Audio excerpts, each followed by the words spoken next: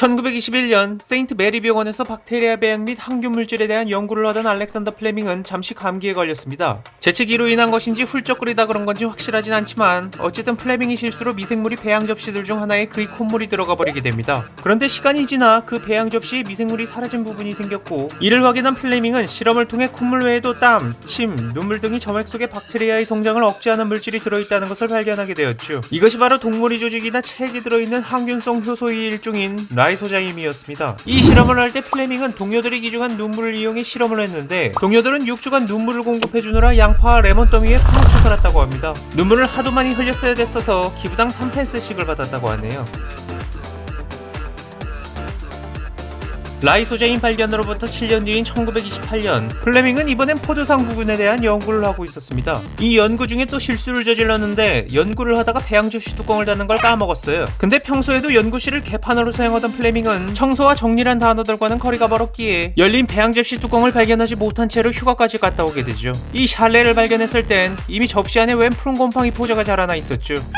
접시 하나 조졌다고 생각하며 버리려던 그 순간 갑자기 이전이 발견이 떠올랐습니다. 접시를 다시 살펴보니 무심코 지나간 것들이 눈에 보이기 시작했어요. 예를 들자면 푸른 곰팡이가 포도상 구균이 뚝배기를 깨버리고 있는 현장 같은 거예요. 이 곰팡이 이름은 페니실리움이었고, 이를 이용해 만들어진 게 바로 페니실린입니다. 참고로 곰팡이는 아래층에서 곰팡이를 연구하던 과학자의 연구실에서 올라왔다고 합니다. 발견 과정이 솔직히 여기저기 개판입니다 그냥.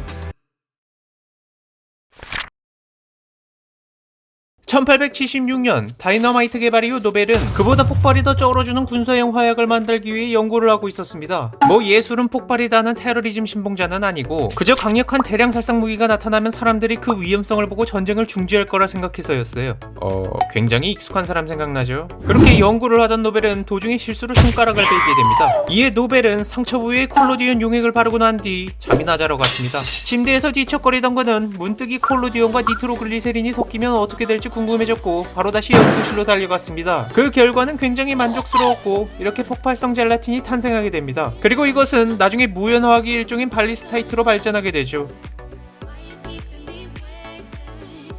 미국이 전기기술자이자 발명가였던 그레이트 배치는 1958년 소형 페이스메이커를 만들기 위한 실험을 하고 있었습니다. 전기발진기를 이용하여 저항이 크기에 따라 만들어지는 신호의 종류를 알아보기 위해 일단 1만옴짜리 저항을 연결했습니다. 근데 긴 신호음이 아닌 환자가 느끼지도 못할 정도의 작고 짧은 신호가 일정 주기마다 나오는 것이었어요. 예상했던 것과는 다른 결과의 원인을 파악해본 결과 실수로 만옴짜리가 아닌 100만옴짜리 저항을 사용하고 있다는 걸 알아챘죠. 하지만 그레이트 배치는 오히려 이 실수에서 나온 결과에 영감을 받아 페이스메이커를 만들었는데, 기존에 있던 페이스메이커에 비해 전력 소모가 적었으며 환자가 페이스메이커에서 나오는 출력에 의해 고통을 받지도 않았습니다. 또한 무게와 부피도 작았으며 무엇보다 환자의 신체 내부에 삽입하여 사용할 수가 있었습니다. 이 그레이트 배치 일화는 인명을 구한 실수의 대표적 예로 자주 회자된다고 합니다.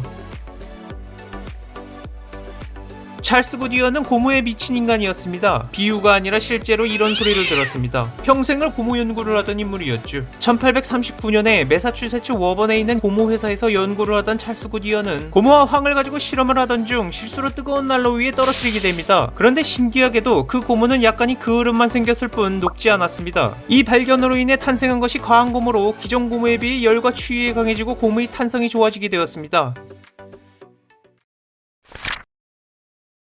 1903년 프랑스 화학자 에두아르 베네딕투스는 작업 중에 실수로 선반 위에 있던 유리 플라스크를 떨어뜨렸습니다. 그런데 당시에는 유리가 떨어지면 개박살이 난다 라는 문장이 당연한 거였는데, 떨어진 유리는 온통 금이 갔을지언정 깨지지 않고 형태가 유지되어 있었죠. 이에 베네딕투스는 왜 유리가 깨지지 않은 것인지 궁금증을 느끼고 조사를 하기 시작합니다. 이후 그 플라스크 안에는 셀룰로스 질산염이라 불리는 니트로셀룰로스가 담겨 있었다는 걸 알아내요. 니트로셀룰로스는 접착성이 있는데 이 용액이 말라 유리 내벽에들로부터 유리에 충격이 가해져 깨져도 유리가 퍼지지 않게 잡아주어 형태가 유지되고 있었던 것이었죠. 이후 베네딕투스는 이를 바탕으로 라미네이티드 글래스, 즉 오늘날의 안전유리를 발명하게 됩니다. 이 안전유리는 방독면, 자동차 등 여러 곳에 쓰였으며 여기에 쓰인 접합기술도 점점 발전하여 방탄유리가 만들어지게 됩니다.